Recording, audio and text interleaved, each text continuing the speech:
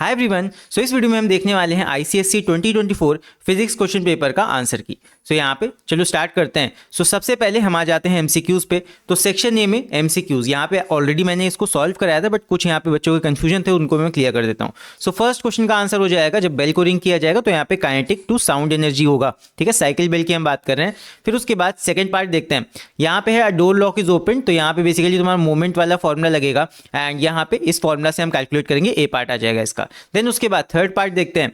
यहाँ पे है force F move along A to C, तो यहाँ पे जब रैम्प पे तुम ए टू सी लेके जा रहे हो तो डिस्टेंस भी ए टू सी वाला ही लगेगा, यानी 5 मीटर करेक्ट हो जाएगा। फोर्थ पार्ट देखो, a radio active nucleus containing 128 nucleons emit beta particle, तो बीटा पार्टिकल में तुम्हारा एटॉमिक नंबर एक बढ़ जाता है बट मास नंबर सेम रहता है, तो मास नंबर ही होता है तुम्हारा न्यूट्रॉन प्लस प्रोटॉन, तो न्यूट्रॉन प्लस प्रोटॉन का नंबर तो सेम रहेगा ना। सो न्यूक्लियॉन्स तुम्हारे 128 ही रहेंगे, सेम रहेंगे। फिर उसके बाद फिफ्थ आते हैं असर्शन एंड रीजन, तो यहाँ पे तुम्हारा ये असर्शन तो ट्रू है बट यहाँ पे तुम्हें रीजन गलत दे रखा है, that wavelength of UV radiation is more, ये गलत है, तो दिस इज फॉल्स, तो इसीलिए हमारा बी ऑप्शन करेक्ट हो जाएगा।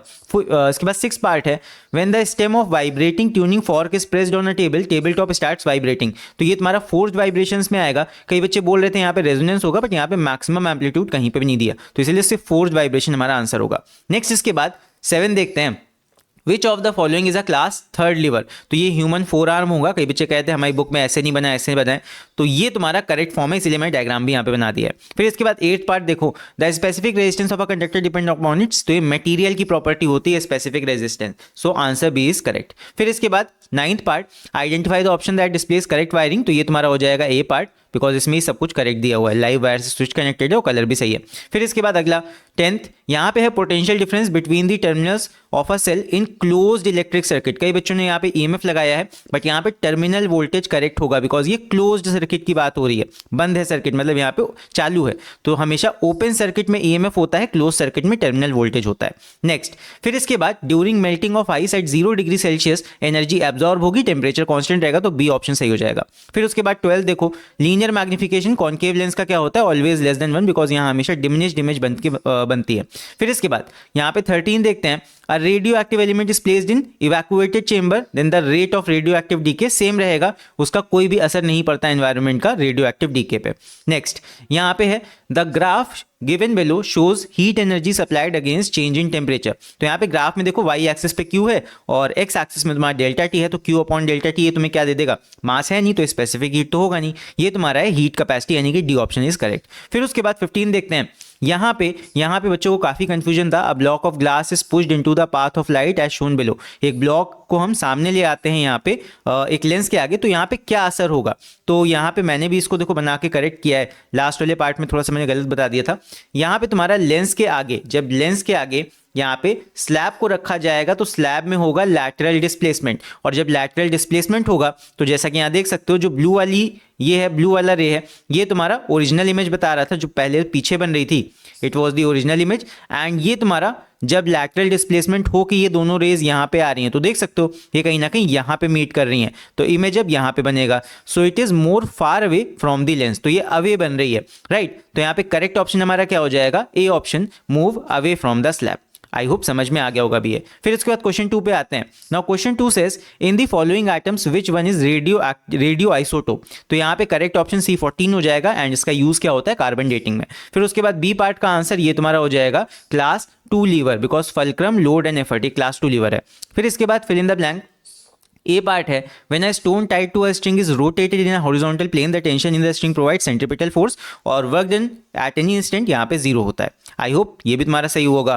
फिर उसके बाद third part, a non uniform beam of weight 120 newton pivoted at one end in the diagram shown below, calculate value of F to keep the beam in equilibrium, तो यहाँ पे moment में लगाना था, प्रिंसिपल ऑफ मोमेंट्स, यहाँ पे जो clockwise moment है जो इस वाले फोर्स का, वो बराबर होगा anti clockwise moment created by this force F जो अननोन है। तो यहाँ पे हम फॉर्मूला लगाएंगे, क्लॉकवाइज वाला इधर, एंटी क्लॉकवाइज वाला इधर मोमेंट, बस F का वैल्यू निकाल लोगे, 30 न्यूटन आ जाएगा। आई होप तुम्हारा सही हुआ होगा। फिर इसके बाद फोर्थ पार्ट देखो, मीरा चूज, यहाँ पे चूज का स्पेलिंग गलत है, पेपर में ही मिसप्रिंट है, तो उनको पेपर को डांट लगाओ। यहाँ पे Meera choose to use a block and tackle system of 9 pulleys, 9 pulley use की गई हैं, तो यहाँ पे n का नंबर 9 है तो वीआर भी 9 हो जाएगा instead of single movable pulley. तो यहाँ पे ए पार्ट है what is the advantage of using block and tackle system over single movable pulley. तो यहाँ पे तुम्हें मोर मैकेनिकल एडवांटेज मिलेगा, मतलब कि मीरा एक एफर्ट लगाएगी, अगर 1 न्यूटन का एफर्ट लगाती है तो वो 9 टाइम्स एक्स्ट्रा लोड उठा सकती है, तो मैकेनिकल एडवांटेज ज्यादा मिलता है। B part why should she connect more number of pulleys in the upper block, तो इसका भी आंसर यही होता है to increase the mechanical advantage, नीचे ब्लॉक में ज्यादा लगाओगे एमए कम हो जाएगा। फिर उसके बाद Sumit does 600 joules of work in 10 minutes, Amit does 300 joule of work in 20 minutes, calculate the ratio of their parts. तो सिंपल P1 अपॉन P2 लगाना था, यहाँ पे W1 अपॉन T1 फिर अपॉन W2 अपॉन T2 और वैल्यूज करके सॉल्व कर देते 4:1 आंसर आ जाएगा। फिर इसके बाद फोर्थ पार्ट पे आते हैं, सॉरी 6th पार्ट पे आते हैं। 5 bulbs are connected in series, एक बल्ब फ्यूज हो गया उसको निकाल के फेंक दिया, 4 बल्ब बचे, तो 4 बल्ब का रेजिस्टेंस कम आएगा तो रेजिस्टेंस तो डिक्रीज हो रहा है, और यहाँ पे इंटेंसिटी ऑफ लाइट कहीं ना कहीं चारों बल्ब की बढ़ जाएगी, बिकॉज अब चारों बल्ब में से ज्यादा करंट फ्लो करेगा, रेजिस्टेंस कम करंट ज्यादा तो इंटेंसिटी ऑफ लाइट भी ज्यादा। फिर उसके बाद 7th पे आते हैं। Rohan conducted experiments on echo in different media, he observe that a minimum distance of x metre is required for the echo to be heard in oxygen and y metres in benzene, तो compare x and y। तो simple d is equal to vt/2 लगाना था, x का value निकाल लोगे 17 metre आ जाएगा, जो कि नॉर्मली तुम्हारा होता है 17 metre is the minimum distance, तो ऑक्सीजन के लिए 17 है, बेंजीन के लिए निकालोगे सेम फॉर्मूला यूज करके ये 10 मीटर आएगा, तो x और y का रेशियो क्या आ जाएगा 17:10। आई होप समझ में आ गया होगा। फिर उसके बाद थर्ड का ये देखते हैं, in reading glass what is the position of the object with respect to the convex lens, तो ये हो जाता है फोकस एंड ऑप्टिकल सेंटर के बीच में, बिकॉज यहीं पे तुम्हारा मैग्नीफाइंग ग्लास की तरह एक्ट करेगा। And why can we not use concave lens for the same purpose, तो कॉन्केव लेंस हमेशा डिमनेस्ड इमेज बनाता है, तो हमें छोटी इमेज तो देखनी नहीं है, ओके तो यहाँ पे हमें मैग्नीफाई करना है, इसलिए हम कॉन्वेक्स लेंस का ही यूज करते हैं। फिर इसके बाद सेकंड पार्ट देखते हैं। अ fuse is rated 5 ampere, can it be used with a geyser of इतना पावर है 1540 वॉट एंड 220 वोल्ट, तो यहाँ पे आई अगर निकालोगे, वर्किंग करंट अगर निकालोगे तो ये 7 एम्पियर आएगा, और यहाँ पे फ्यूज जो लगा रहे हैं 5 एम्पियर का लगा रहे हैं, तो दिमाग खराब है इलेक्ट्रीशियन का, और कहीं ना कहीं फ्यूज तुम्हारा तुरंत उड़ जाएगा, यानी कि मेल्ट डाउन हो जाएगा, और तुम्हारा गीजर तुम गर्म पानी से नहीं ना पाओगे, बेसिकली ये होगा यहाँ पे, ठीक है। तो फ्यूज काम का नहीं रहेगा, तुम्हें जितना भी वर्किंग करंट होता है तुम्हारे अप्लायंस का उससे ज्यादा ही रेटिंग का यहाँ पे फ्यूज लगाना चाहिए, तो ये गलत है, यहाँ पे काम नहीं करेगा फ्यूज। फिर उसके बाद third part, state 2 factors affecting the speed of rotation in the coil of DC motor, number of turns बढ़ा दो तेज हो जाएगी स्पीड, करंट बढ़ा दो तेज हो जाएगी स्पीड, एक लिमिट से ज्यादा बढ़ाओगे तो जल भी जाएगा, वो बात अलग है, लेकिन चलो नंबर ऑफ टर्न्स और करंट बढ़ा दोगे तो यहाँ पे स्पीड बढ़ जाती है। फिर fourth part, how much heat is required to convert 500 gram of ice at 0 degree to water at 0 degree, temperature same, state का चेंज, तो Q is equal to ml लगाएंगे, 500 इंटू 330 आ जाएगा 1,65,000 जूल्स। आई होप समझ में आया होगा। फिर fifth part, ये लास्ट वीडियो में थोड़ा सा गड़बड़ हो गया था, यहाँ पे देख लो ये करेक्ट है, यहाँ पे बस हमें जो मास नंबर है उनको सॉल्व कर देना है, दोनों तरफ इक्वेट कर देना है, तो यहाँ पे बेरियम का मास नंबर आ जाएगा 141 और क्रिप्टन का यहाँ पे एटॉमिक नंबर आ जाएगा 36, ठीक है। ऊपर की वैल्यूज को लेफ्ट एंड राइट इक्वेट कर दो और बॉटम की वैल्यूज को लेफ्ट एंड राइट इक्वेट कर दो, इस तरह आ जाएगा। फिर उसके बाद देखते हैं सेक्शन बी। सेक्शन बी इस वीडियो में देखो, यहाँ पे क्वेश्चन 4 का first part, the image of candle placed at a distance of 36 centimetre from spherical lens, ये तुम्हारा कॉन्वेक्स लेंस है बिकॉज रियल इमेज बन रही है, is formed on a screen placed at a distance of 72 centimetre from the lens. ऊपर मैंने diagram देखो बनाया हुआ है यहाँ पे, ओके। तो यहाँ पे हमें लेंस फॉर्मूला का यूज करना था 1/f is equal to 1/v minus 1/u, और यहाँ पे वैल्यूज रखने थे। वैल्यूज यहाँ ध्यान से रखना, u तुम्हारा लेफ्ट बन रहा है निगेटिव वैल्यू रखेंगे, v तुम्हारा राइट साइड बन रहा है इसलिए पॉजिटिव में वैल्यू रखेंगे। बस वैल्यू रख दिया, सॉल्व कर लिया। यहाँ पे फोकल लेंथ तुम्हारा निकल के आ जाएगा 24 सेंटीमीटर्स। फिर उसके बाद यहाँ पावर भी निकालना था, तो पावर के लिए power is equal to 1/f होता है।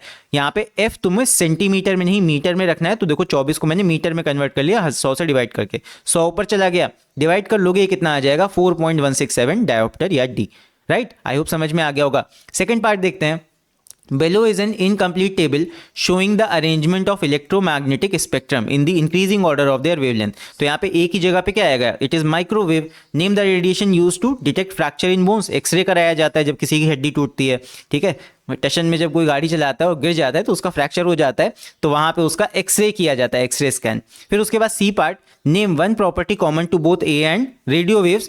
तो यहाँ पे तुम्हारी कॉमन प्रॉपर्टी तुम कोई भी लिख सकते हो, दे ट्रैवल एट, यहाँ पे स्पेलिंग थोड़ा सा गड़बड़ हो गई, travel at 3 × 10⁸ metre per second.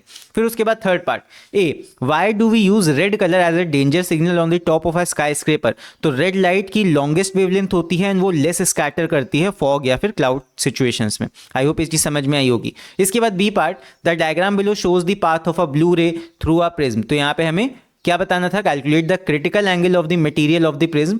तो यहाँ पे क्रिटिकल एंगल कितना हो जाएगा, देखो एंगल ऑफ इंसिडेंस तुम्हारा यहाँ पे कितना 133 टोटल एंगल था, 90 माइनस कर दोगे तो एंगल ऑफ इंसिडेंस आ जाएगा तुम्हारा 43 डिग्री। तो 43 डिग्री तुम्हारा हो जाएगा एंगल ऑफ इंसिडेंस, जिसपे तुम्हारा यहाँ पे जो रिफ्रैक्शन वाला एंगल है वो तुम्हारा एक्जैक्टली 90 डिग्री है, तो यही तुम्हारा क्रिटिकल एंगल हो जाएगा 43 डिग्रीज। आई होप ये समझ में आया होगा। फिर उसके बाद what is the measure of angle of prism, ये तुम थोड़ा बहुत दिमाग लगा के लगा लोगे तो ये कितना आ जाएगा 43 डिग्रीज आ जाएगा। Which colour should replace the blue ray for the ray to undergo total internal reflection. तो इससे ऊपर के ही यहाँ पे कलर्स रख सकते हो, ब्लू के ऊपर तुम्हारा वॉयलेट आता है, इंडिगो आता है, वही यहाँ पे मतलब TIR पॉसिबली शो करेंगे। फिर इसके बाद बढ़ते हैं अगले पार्ट की तरफ, मतलब अगले क्वेश्चन की तरफ, जो कि है क्वेश्चन 5। यहाँ पे है A part, refractive index of glass with respect to water is 9/8। तो इसका उल्टा पूछा है, water with respect to glass कितना होगा, 8/9 हो जाएगा। कौन सा प्रिंसिपल यूज किया, प्रिंसिपल ऑफ रिवर्सिबिलिटी, तुम्हारी बुक में साफ साफ दिया हुआ है। ओके फिर इसके बाद सी है, if we change the temperature of water then what will be the ratio 9:8 remain the same, या फिर सेम रहेगा कि नहीं रहेगा ये तुमको बताना है। तो जब टेम्परेचर बढ़ाओगे, टेम्परेचर पे डिपेंड करता है refractive index, temperature change refractive index change, तो ये रेशियो चेंज हो जाएगा तुम्हारा, ठीक है। फिर इसके बाद सेकंड देखते हैं, light travels at a distance of 10x unit in time t1 in vacuum and it travels a distance of x unit in time t2 in denser medium. Using this information answer the following. यहाँ पे answer तुम्हें करना है A part, light covers a distance of 20x unit in time t1 in diamond state true or false. तो यहाँ पे सोच के देखो, एयर में, यहाँ पे वैक्यूम में, सॉरी एयर में नहीं, वैक्यूम में 10x डिस्टेंस ट्रैवल करिए, तो वैक्यूम में स्पीड मैक्सिमम होती है, तो इससे ज्यादा डिस्टेंस थोड़ी कवर कर लेगी डायमंड में। तो यहाँ पे ये चीज गलत है, दैट 20x डिस्टेंस कैसे कवर पाएगी। तो यहाँ पे डायमंड में स्पीड लेस होगी तो 20x से कम ही डिस्टेंस ट्रैवल करेगी। तो यहाँ पे ये स्टेटमेंट ए वाला गलत है, फॉल्स है, इसलिए मैंने यहाँ पे रेड लगा दिया है। फिर उसके बाद calculate the refractive index of the medium in terms of t1 and t2। तो ये मैंने देखो ऊपर कैलकुलेट कर दिया, म्यू इज इक्वल टू यहाँ पे v इन या speed in vacuum upon speed in medium, values रख दिए, ये 10t2 अपॉन t1 इस तरह आ जाएगा म्यू का वैल्यू। फिर इसके बाद बढ़ते हैं थर्ड पार्ट की तरफ। A monochromatic ray of light is incident of an equilateral prism placed at minimum deviation position. तो एंगल ऑफ मिनिमम डेविएशन वाला जो डेरिवेशन था उसमें तुम्हारा जो अंदर रे जाता है वो पैरेलल टू द बेस होता है, तो ये वाला ray parallel to the base होगा, और फिर उसके बाद ये सेम एंगल ऑफ इंसिडेंस पे 45 डिग्रीज पे बाहर निकल के इस तरह रे चली जाएगी। सो आई होप ये समझ लिया होगा तुमने, यहाँ पे बना भी लिया होगा। फिर बी पार्ट है, state 2 factors on which the angle of deviation depends, minimum deviation. तो ये तुम्हारा क्या हो जाता है, एंगल ऑफ इंसिडेंस पे डिपेंड करता है, एंगल ऑफ प्रिज्म पे डिपेंड करता है, एक तुम्हारा रिफ्रैक्टिव इंडेक्स पे भी करता है, तुम कोई सा भी लिख सकते थे दो। फिर उसके बाद 6 देखते हैं। 6 का ये पार्ट है डिफाइंड सेंटर ऑफ ग्रेविटी। तो ये मैंने एक्सप्लेन किया था अपने लाइव स्ट्रीम में। ये होता है एक इमेजिनरी पॉइंट जहाँ पे हम मान लेते हैं कि सारा का सारा जो वेट है बॉडी का वो कंसंट्रेटेड है। फिर उसके बाद यहाँ पे है एक हॉलो आइसक्रीम कोन है जो कि 6 सेंटीमीटर का है। तो यहाँ पे तुम्हें बताना था where is the position of it centre of gravity from the broad base, base की तरफ से इसके सेंटर ऑफ ग्रेविटी किधर होगी। तो ये h/4 डिस्टेंस हाइट पे होती है, तो इसका निकाल सकते हो। ये हो जाएगा तुम्हारा 6/4 पे, यानी कि आ जाएगा तुम्हारा 3/2, यानी कि ये आ जाएगा 1.5 centimetre from the base, base से 1.5 सेंटीमीटर ऊपर तुम्हारा सेंटर ऑफ ग्रेविटी लाई करेगा। फिर उसके बाद है will its position change when it is filled completely with Honey. तो पूरा जब भर दोगे तो यहाँ पे चेंज नहीं होगा, सेम ही पॉइंट पे रहेगा, बिकॉज अंदर का भी तो मास इक्वली डिस्ट्रीब्यूट हो जाएगा, तो सेम जगह पे ही तुम्हारा सेंटर ऑफ ग्रेविटी लाई करेगा। फिर उसके बाद सेकेंड पार्ट यहाँ पे है 2 identical marble A and B are rolled down path 1 and part 2। अब पाथ 1 वाला साइड जो है ये तुम्हारा फ्रिक्शन लेस है और पार्ट 2 तुम्हारा रफ है। तो यहाँ पे पूछा गया है which marble will surely reach the next peak A. तो जिस तरफ फ्रिक्शन नहीं है इस तरफ तुम्हारा ए मार्बल यहां तक पहुंच जाएगा कहीं ना कहीं। ओके, तो ए वाले साइड हो गए। फिर बी पार्ट है along which path the mechanical energy will be conserve. तो ए के साइड ही मैकेनिकल एनर्जी कंजर्व होगी बिकॉज द फ्रिक्शन नहीं है।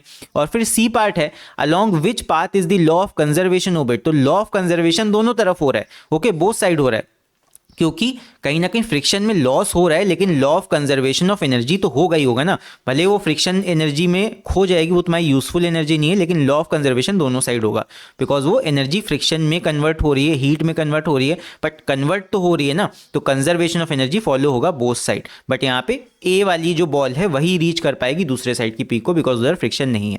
फिर उसके बाद थर्ड पार्ट पे आते हैं।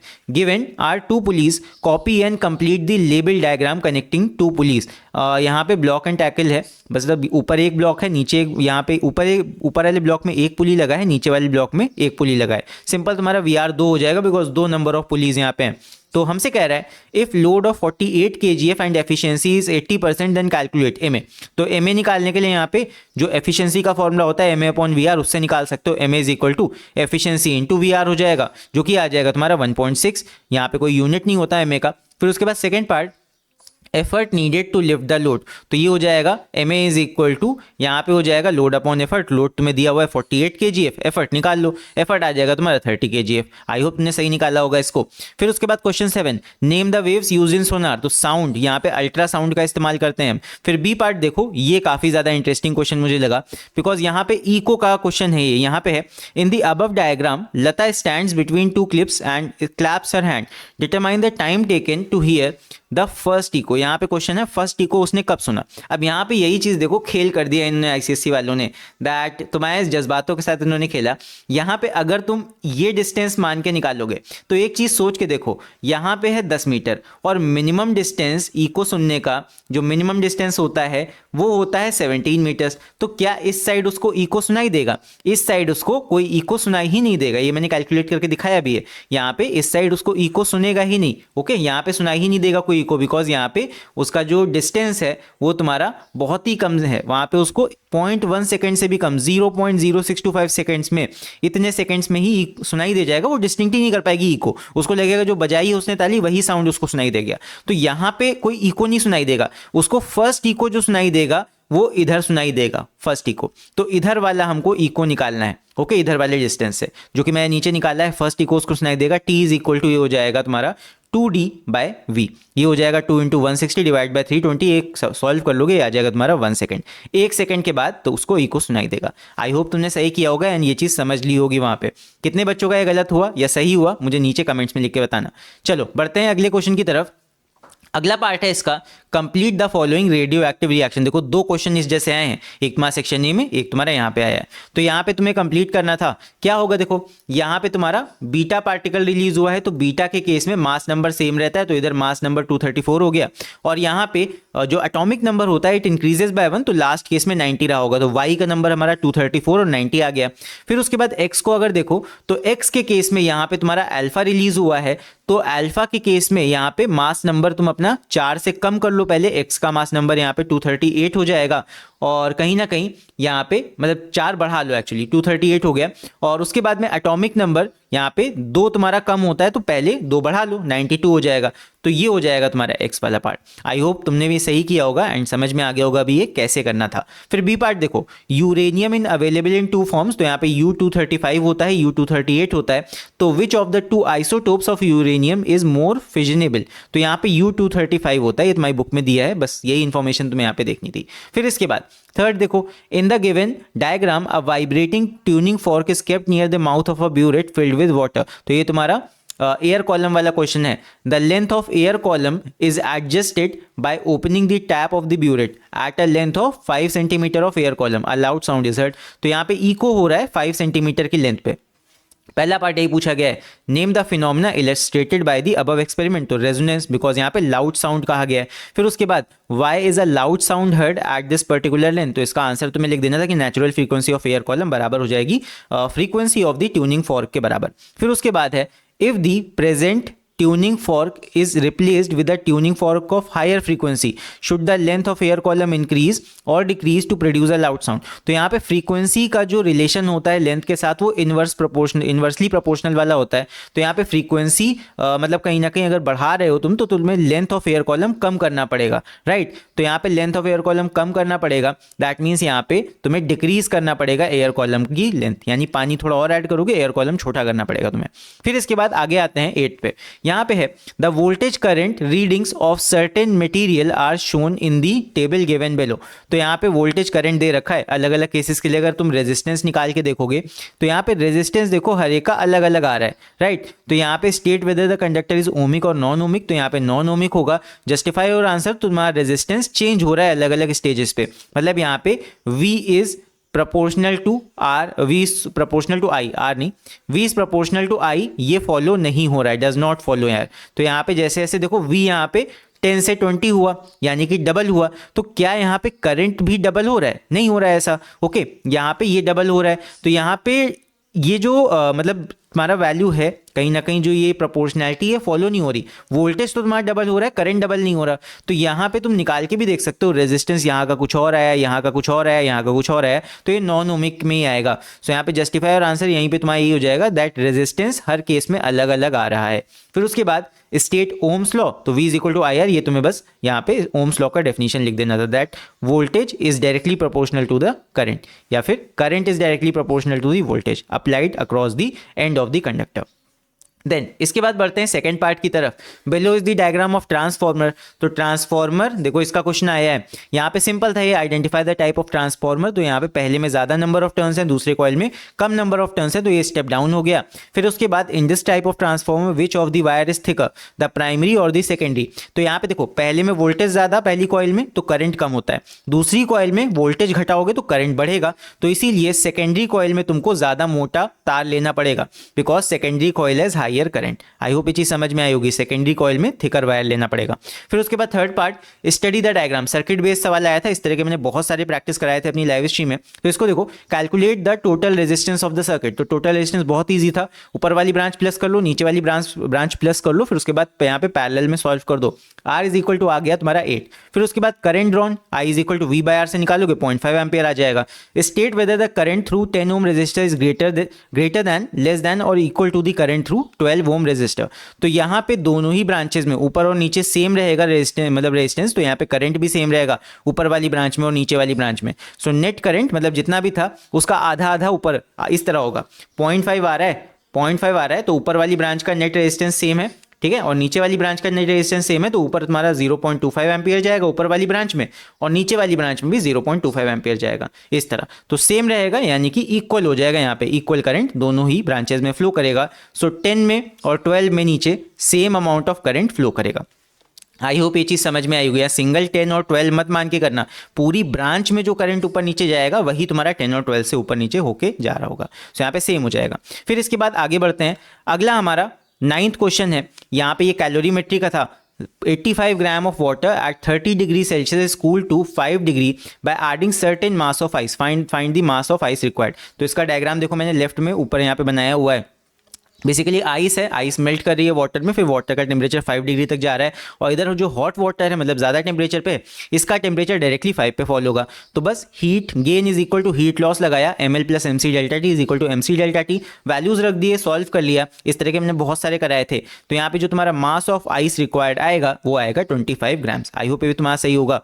फिर इसके बाद बढ़ते हैं आगे, सेकेंड पार्ट देखते हैं। Y does it become pleasantly warm when the lake starts freezing. तो जब लेक फ्रीज करना स्टार्ट करती है तो वो आसपास के एनवायरनमेंट से लेटेंट हीट एब्जॉर्ब कर लेती है अपने अंदर। तो आसपास के एनवायरनमेंट से उसने हीट एब्जॉर्ब कर ली, तो कहीं ना कहीं ठंडा मौसम हो जाता है थोड़ा बहुत, तो इसीलिए हमें प्लेजेंटली वार्म कहीं ना कहीं लगता है, राइट। तो यहाँ पे ये हो जाएगा, why does it become pleasantly warm when the lakes start freezing. तो लेक जब फ्रीज करेगी तो वो लेटेंट हीट एब्जॉर्ब करने लगती है, ये रीजन है। फिर उसके बाद है water freezes to form ice, what changes would you expect in the average kinetic energy of the molecule। तो काइनेटिक एनर्जी एवरेज जो होती है वो डिक्रीज कर जाती है, बिकॉज सॉलिड में तुम्हारे जो मॉलिक्यूल्स हैं वो पैक्ड हो जाते हैं और मोशन उनका कम हो जाता है। सो यहाँ पे काइनेटिक एनर्जी डिक्रीज करेगी। फिर उसके बाद which will contain more heat energy, 1 gram of ice at 0 degree या फिर 1 ग्राम ऑफ वाटर एट 0 डिग्री। तो आइस तो उल्टा कहीं ना कहीं उसने लेटेंट हीट अपनी खो दी है, तभी तो जाके वो फ्रीज हुई, उसमें से हमने हीट एक्सट्रैक्ट की है। तो 1 ग्राम पानी में ज्यादा अमाउंट ऑफ हीट होगी, बिकॉज आइस में कन्वर्ट होने के लिए वो तो हीट और निकाल देगी ना अपनी, ये चीज है। फिर उसके बाद थर्ड देखते हैं, यहाँ पे ये क्या होगा, देखो state one factor that affects the magnitude of induced current in AC generator. तो या तो तुम एसी जनरेटर की स्पीड बढ़ा दो तब यहाँ पे तुम्हारा इंड्यूस्ड करंट बढ़ जाएगा, इंक्रीज मैग्नेट साइज तुम वहाँ पे बढ़ा दो, फील्ड बढ़ जाएगी तब भी बढ़ेगा, या फिर तुम number of turns of coil बढ़ा दोगे तब भी तुम्हारा करंट इंक्रीज कर जाएगा इंड्यूस्ड वाला। फिर उसके बाद B part, given below is a circuit to study the magnetic effect of electric current ABCD, और यहाँ पे ABCD is a cardboard kept perpendicular to the conductor XY। मतलब यहाँ पे एक कार्डबोर्ड रख दिया गया है, ये ABCD ये वाला, जो कि परपेंडिकुलर रखा गया है तुम्हारा XY वायर के 90 डिग्री पे इस तरह, ओके फ्लैट। फिर उसके बाद है a magnetic compass is placed at point P of the cardboard, P1 and P2 are the positions of the magnetic compass before and after passing a current through XY respectively. तो यहाँ पे सोच के देखो, XY में current जा रहा है, हमें नहीं पता ऊपर की तरफ जा रहा है, हमें नहीं पता नीचे की तरफ जा रहा है XY वायर में। तो यहाँ पे हमको ये दिया हुआ है दैट कंपास पहले ऐसे था, पहले कंपास इस तरह शो कर रहा था, और बाद में आफ्टर द करंट फ्लोज तब तुम्हारा कंपास इस तरह मुड़ गया है, यानी कि लेफ्ट साइड टिल्ट कर गया है, इसका डिफ्लेक्शन इस साइड हो गया। ओके, तो यहाँ पे तुम्हें यही पता लगाना है कि ये डिफ्लेक्शन किस वजह से आया।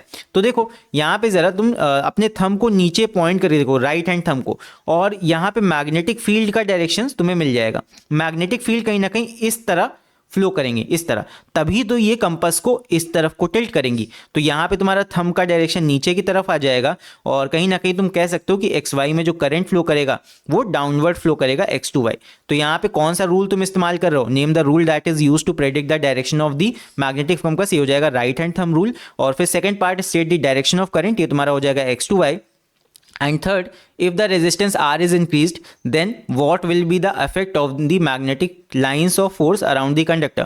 तो करंट यहाँ पे तुम्हारा डिक्रीज कर जाएगा, अगर तुम वेरिएबल रेजिस्टेंस को बढ़ाओगे करंट कम हो जाएगा, करंट कम होगा, सो इसकी वजह से क्या होगा, तुम्हारा मैग्नेटिक फील्ड लाइंस कमजोर पड़ जाएंगी, वीक हो जाएंगी। और जब कमजोर पड़ती हैं तो उसका मतलब ये होता है मैग्नेटिक फील्ड लाइन जो तुम्हारी बनेंगी वो थोड़ा दूर दूर बनेंगी। ठीक है, दूर बनने का मतलब ये कि मैग्नेटिक फील्ड लाइन जो मैग्नेटिक स्ट्रेंथ है वो कम हो जाएगी, ये चीज़ है। तो डिफ्लेक्शन भी तुम्हें कम शो होगा करंट कम करने पे, और तुमने रेजिस्टेंस बढ़ाया, करंट कम हुआ तो डिफ्लेक्शन कम हो जाएगा, ये चीज़ होती है यहाँ पे। सो बस यही हमारा लास्ट क्वेश्चन था, एंड यहीं पे हमारा पेपर अभी खत्म होता है। सो यहाँ पे पूरे पेपर में तुम्हारे कितने क्वेश्चन सही हुए, कितने गलत हुए, एंड अगर किसी भी क्वेश्चन में कोई डाउट है तो तुम बेशक नीचे कमेंट्स में लिख के पूछ सकते हो या बता सकते हो। एंड बाकी तुम्हारे टोटल कितने मार्क्स आएंगे, कितने मार्क्स का यहाँ पे तुमने पेपर अटेम्प्ट किया है, ये भी तुम मुझे नीचे कमेंट्स में लिख के बता सकते हो। सो अगर तुम्हें वीडियो पसंद आया हो, अगर ये वीडियो अच्छा लगा हो तो इस वीडियो को लाइक जरूर करना। बाकी हम लोग मिलते हैं अब अगले वीडियो में, तब तक के लिए take care, see you and bye bye.